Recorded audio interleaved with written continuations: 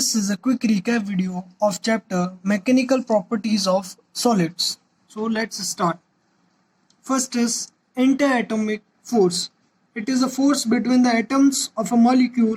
It arises due to the electrostatic interaction between the nuclei of two atoms, their electron clouds, and between the nucleus of one of the atom and the electron cloud of the other atom. Intermolecular forces.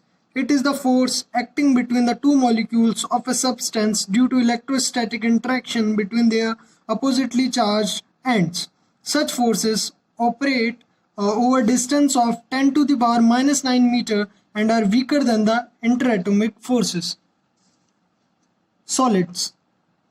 A solid is a large accumulation of 10 to the power 23 atoms or molecules. It has definite shape and size. The solids we come across in our daily life can be classified into three groups: crystalline solids, amorphous solids, and semi-crystalline solids. So let's understand crystalline solids.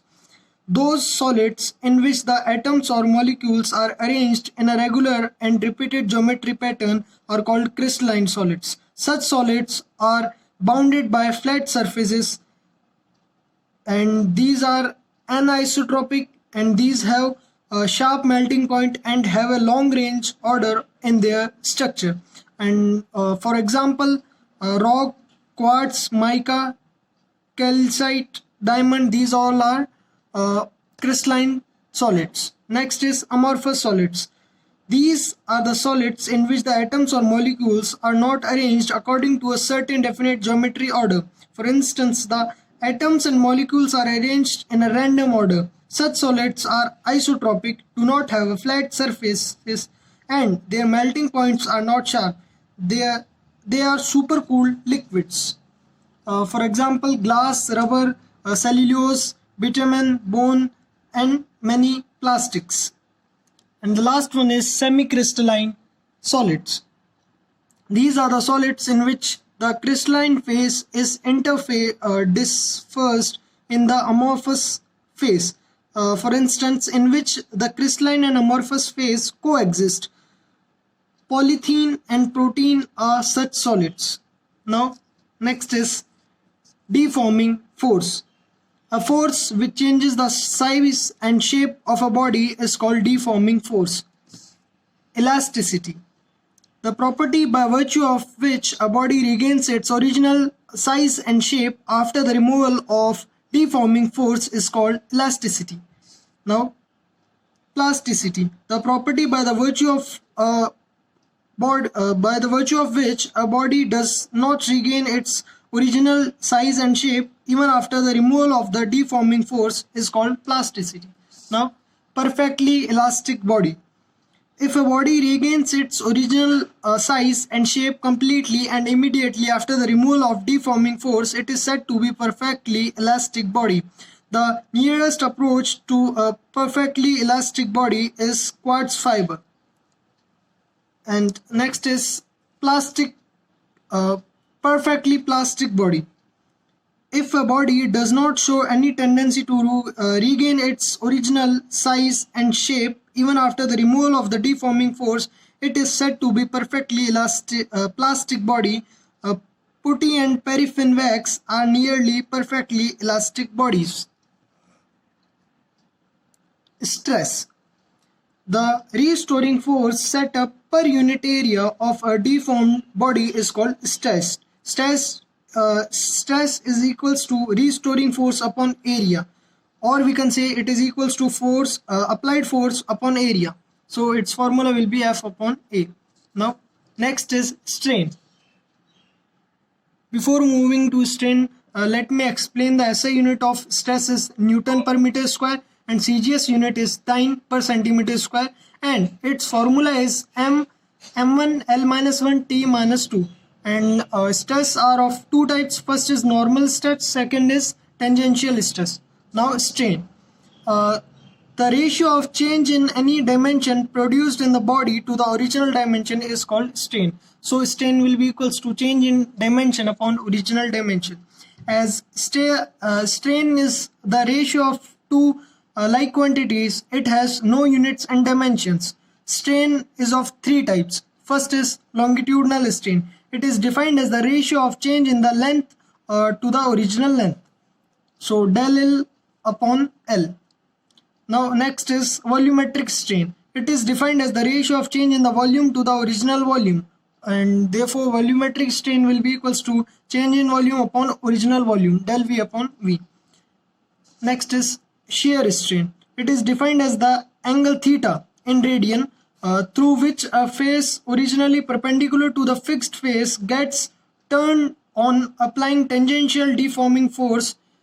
So it will be equals to theta, and nearly it will be equals to tan theta, and which will be equals to relative displacement between two parallel planes upon distance between two parallel planes, del L upon L.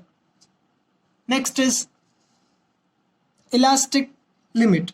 The maximum stress up to which stress is proportional to strain is called elastic limit. Hooke's law. It states that within the elastic limit, stress is proportional to strain. Therefore, stress will be equals to E into strain. The constant E is called modulus of elasticity of the material of the body.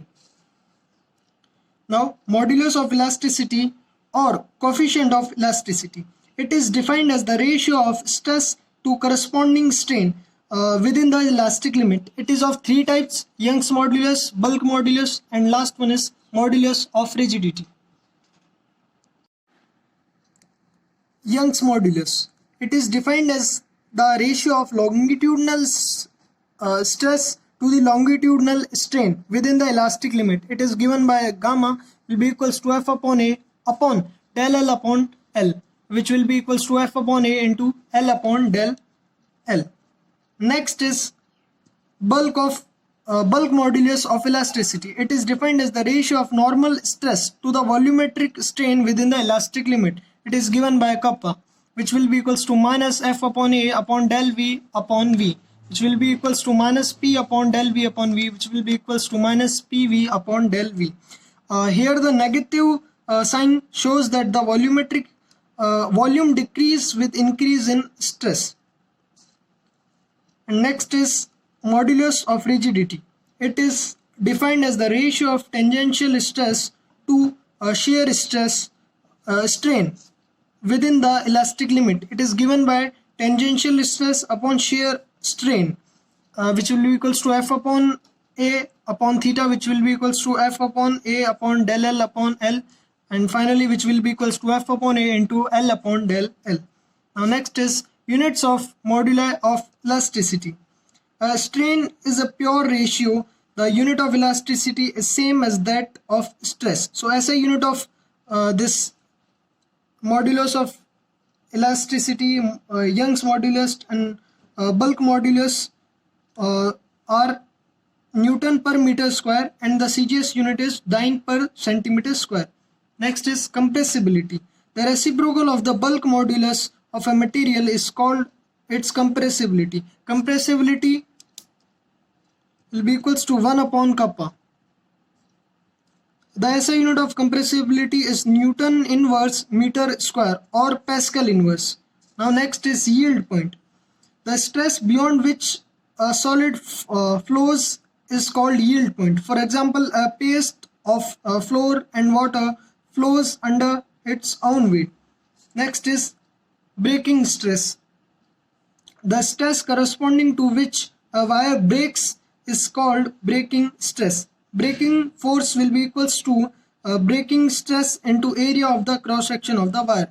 Next is plastic region. The region of stress strain curve between the elastic limit and the breaking point is called plastic region. Now ductile materials. The materials which have large plastic range of extension are called ductile materials. Such materials can be drawn into thin wires, for example copper, silver, iron, aluminium, etc. And next is brittle materials. The materials which have very small range of plastic extension are called brittle materials. Such materials break as soon as the stress is increased beyond the elastic limit. For example, cast iron, glass, etc. Malleable metals. The metals which can be hammered or rolled into thin sheets are called malleable metals, such as gold, silver, lead, etc. Elastomers.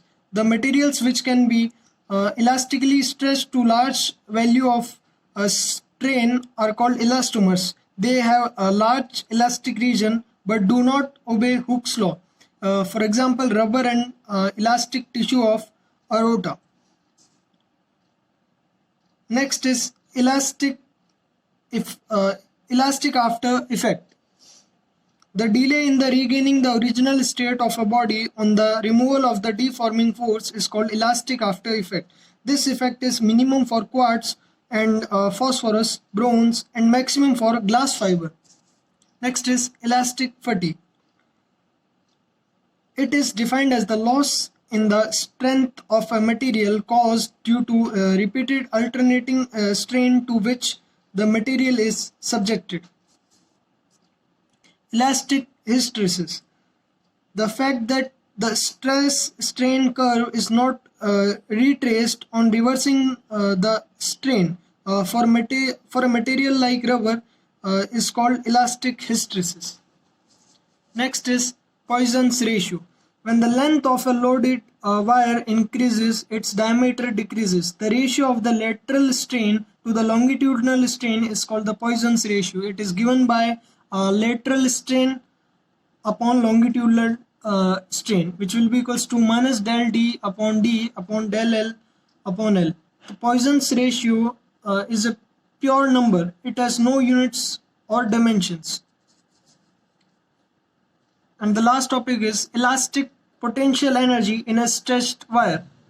The work done against the internal restoring forces in a stretched wire is stored as its elastic potential energy. It is given by U will be equals to 1 by 2 F del L will be equals to this, and finally will be equals to half stress into strain into volume of the wire.